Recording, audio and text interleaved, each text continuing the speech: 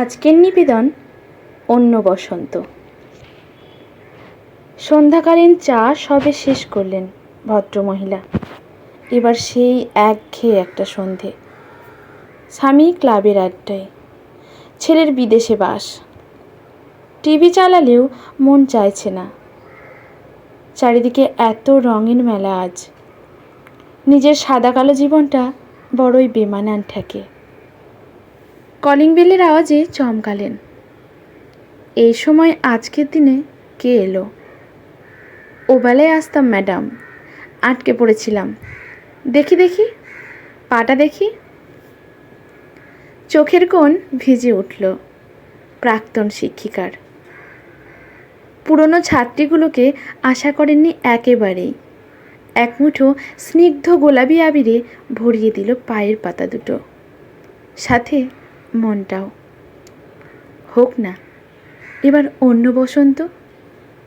ছাদ থেকে রাস্তায় রং খেলা দেখছিল বিধবা মেয়েটা। গত বছর দোলেও সে এসেছিল, আজ নেই। তাই জীবনের কোনো রঙই নেই। কি ভালোবাসতো মেয়েটা রং খেলতে, একেবারে ভূত সাজাতো। আচমকায় গালে একটা নরম গুঁড়ো গুঁড়ো স্পর্শ। বড় যা, কিরে পাগলি, এভাবে দাঁড়িয়ে আছিস কেন? আজকের দিনে মন খারাপ করিস না, চল দুজনে মিলে একটু ভূত সাজি। গালের হলুদ আবির চোখের জলে মিশে প্রায় তরল। হোক না এবার অন্য বসন্ত। শান্তিনিকেতনের মাটিতে পা রাখল মেয়েটা, সাথে স্বামী কন্যা। কিছুতেই আসতে চায়নি মেয়েটা। একজন প্রতি বছর আসে যে, দেখা হবার সম্ভাবনা হয়তো নেই, কিন্তু তার এত কাছাকাছি নিঃশ্বাস নেবে কি করে মেয়েটা? কিন্তু আসতেই হলো। প্রভাত ফেরির পর সবাই যখন আবির খেলতে ব্যস্ত, প্রায় অলৌকিকভাবেই দেখতেও পেল মেয়েটা সেই তাকে। কি হলো কে জানে, এগিয়ে গেল। সবুজ আবির ছেলেটার দুই গালে দিয়ে বলল, নতুন রঙে রাঙিয়ে নে নিজেকে আবার।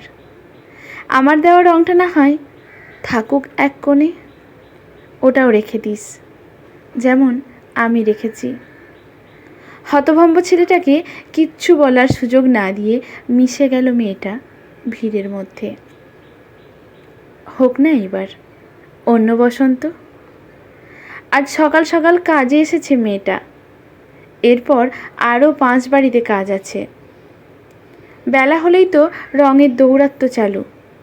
বাড়ি যাবার আগে ছেলেটার জন্য পিচকিরি কিনে নিয়ে যেতে হবে। যা দাম ওসবের। লোকের বাড়িতে কাজ করে এসব সকাল্লাদ হয়? 7-5 ভাবতে ভাবতে কাজটা শেষ করলো মেয়েটা। বৌদি চললুম গো, ওবেলা আসতে পারবো নি। দাঁড়া, শোন, এগুলো তোর ছেলেকে দিস।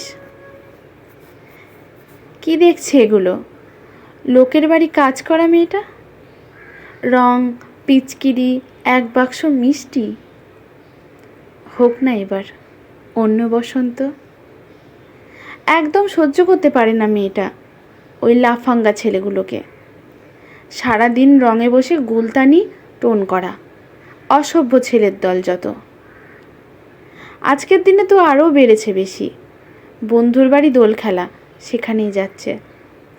ওদের কাটিয়ে চলে যেতে চাইল মেয়েটা। এই যে শোনো, শুনেও শুনল না মেয়েটা। এসব ছোট লোকদের ডাকে কে সাড়া দেয়? তোমাকে ডাকছি, কি হলো? বিরক্ত করলে লোকজন জড়ো করব কিন্তু। কথাটা শোনো, সোজা রাস্তা ধরে যাও আজ। রোজ তো অলিগলি ধরো, আজ মাতালের আড্ডাও সব গলিতে। অপ্রস্তুত মেয়েটা এগিয়ে যায় সোজা। আর শোনো, দোলের শুভেচ্ছা। একটুখানি আকাশি রঙের আবির ছুঁড়ে দেয় মেয়েটাকে লক্ষ্য করে। হোক না এবার অন্য বসন্ত। সকাল থেকেই মেয়ের ফোনের অপেক্ষায় বাবা।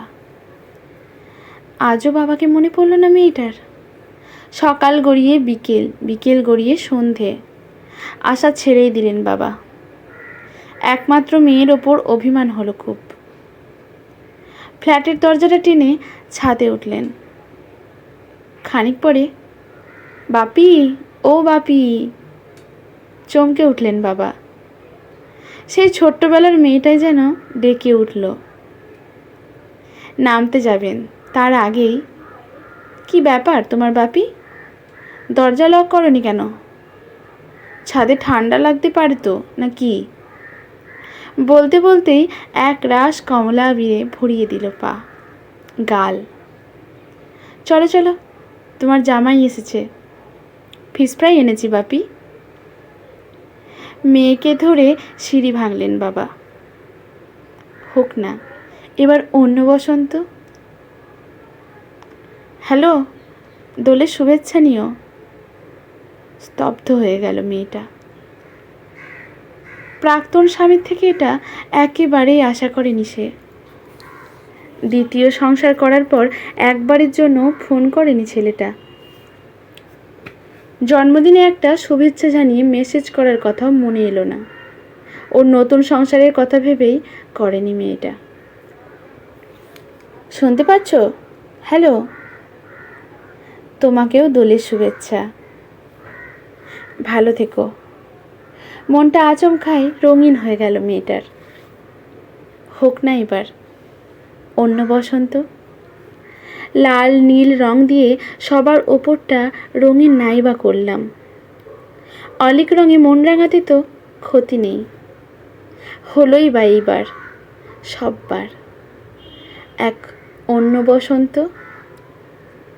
গল্পটি সংগৃহীত। আজকের গল্পটি এখানেই সমাপ্ত।